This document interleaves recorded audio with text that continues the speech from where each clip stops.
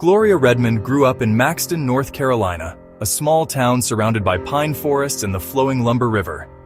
Maxton had long been a gathering place for the Lumbee people, a community striving to survive and preserve their heritage despite centuries of marginalization. Gloria's family traced their lineage back through generations of Lumbee ancestors, whose roots were deeply entwined with the land and river. Her grandfather, Willie Galbraith, was a living archive of this history. He often sat on the porch in the evenings, telling stories to Gloria that she would carry for the rest of her life. The river has always been our shield. It carried our people through slavery, oppression, Jim Crow laws, and countless threats. You need to remember that, Gloria. Remember who we are and where we come from. Gloria learned to listen to every nuance of his voice. She noticed when he paused, when his expression changed. Each story carried lessons beyond the words themselves. She understood that history lived not just in textbooks, but in the swamps, the river, the old trails through the woods, and the quiet endurance of the people. The Lumbee's history was complex. Scholars traced their lineage to Native American groups like the Cheraw, Tuscarora, and other local tribes, with interwoven European and African ancestry over centuries. The community had survived efforts to erase them, including misclassification in official records, racial segregation, and systemic discrimination. Maxton, though small, became a hub of cultural continuity, a place where the Lumbee could gather, worship, learn, and organize. Gloria grew up understanding that survival required both memory and action. She carried a small notebook even as a child, jotting down her grandfather's stories, observations about the river, and notes about community events. Every word mattered because it was a link to a history the world often tried to ignore. Maxton in the 1950s was a town of tightly knit families. Lumbee families relied on each other for protection, education, and cultural preservation. Churches were the heart of the community, offering not only spiritual guidance but also practical organization, meeting spaces, communication hubs, and sites for passing down traditions. Schools were segregated, and the Lumbee often faced discrimination within the educational system. Yet, within these challenges, teachers and elders emphasized pride, identity, and resilience. Gloria observed this daily. She watched elders teach young people to respect the land, to memorize local geography, and to recognize the signs of danger. These were lessons in survival, passed down in a society that refused to recognize the Lumbee as fully human or fully American citizens. The town also had local businesses, markets, and communal spaces where stories were exchanged. Women played a critical role, preparing meals, carrying messages, and maintaining the networks that allowed the community to function smoothly.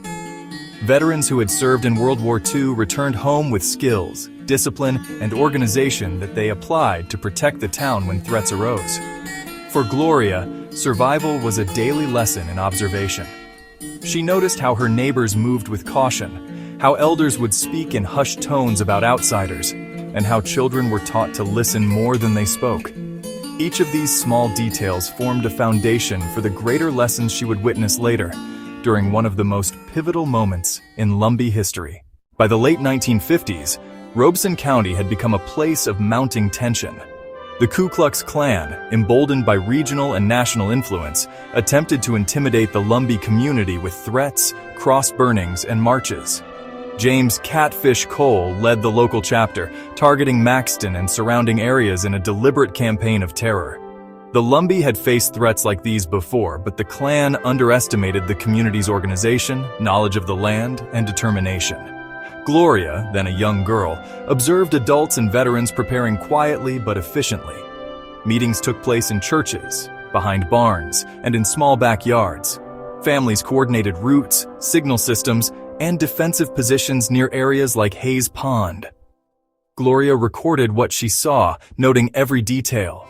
She remembered her grandfather, Willie Galbraith, explaining the importance of collective vigilance. They want to scare us, Gloria, but fear only works if we allow it. Together we are stronger than their terror. The threat was real. The Klan intended to burn crosses at Hayes Pond, a site near Maxton where the community often gathered. The Lumbee knew that confrontation would be dangerous, but they also understood that inaction could mean continued intimidation and even loss of life. Strategy, coordination, and unity were the weapons that would defend the town that night. On January 18, 1958, the clan marched toward Hayes Pond with torches, hoping to intimidate the Lumbee. The Lumbee community had already prepared defensive positions, ensuring that they could confront the threat without unnecessary risk to women, children, or the elderly. The confrontation was brief but decisive. Lumbee men and women, armed with rifles and guided by strategic planning, surrounded the clan. Shots were fired, and the clan scattered. Newspaper reports documented the event, emphasizing the Lumbee's collective defense and remarkable coordination. The battle became a defining moment in Lumbee history, demonstrating their ability to resist intimidation and protect their community.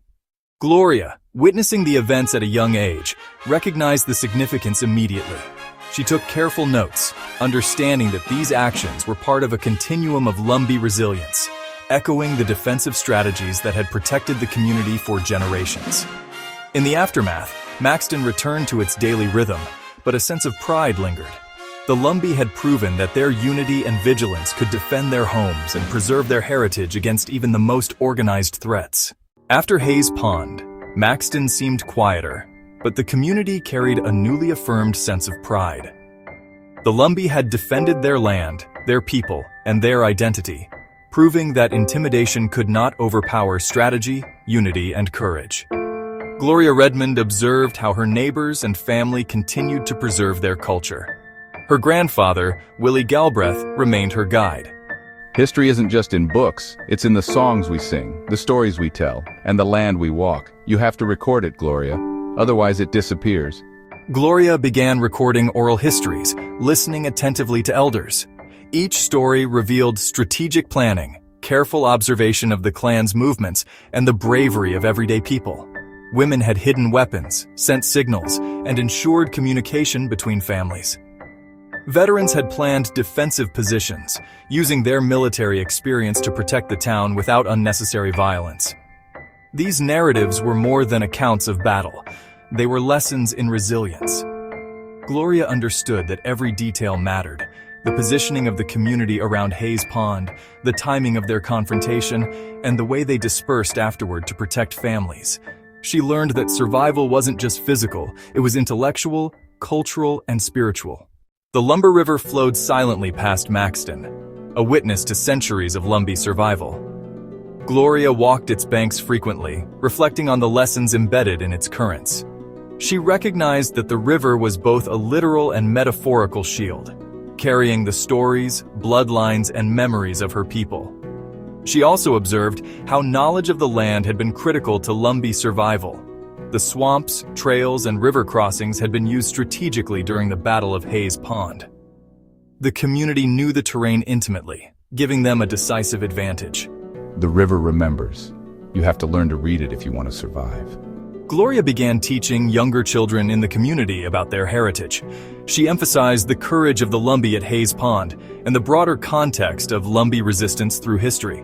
Lessons included the importance of unity, preparation, and courage, as well as the wisdom to avoid unnecessary confrontation. The community had survived for centuries, and these stories were their blueprint for continued survival.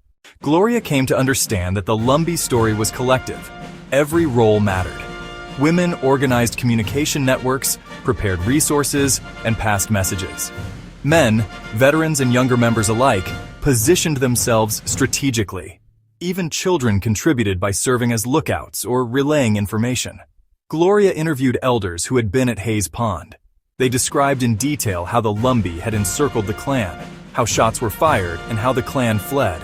But more importantly, they described the careful planning and mutual trust that made the victory possible. The Lumbee were not reckless, they were deliberate. The power lay in community coordination, intelligence, and bravery. We didn't just defend ourselves with weapons, Gloria. We defended ourselves with knowledge, unity, and courage. That is why our people endure. Gloria realized that understanding the organization behind these actions was just as important as recounting the events themselves. As Gloria grew older, she worked to ensure that Lumbee history remained visible, documented, and respected. Festivals celebrated the community's heritage, commemorations honored the brave who defended Hayes Pond, and educational programs ensured that younger generations learned the truth about their past. She reflected on how the Lumbee had survived centuries of systemic marginalization through strategic alliances, cultural preservation, and sheer resilience. Gloria saw parallels between the past and the present.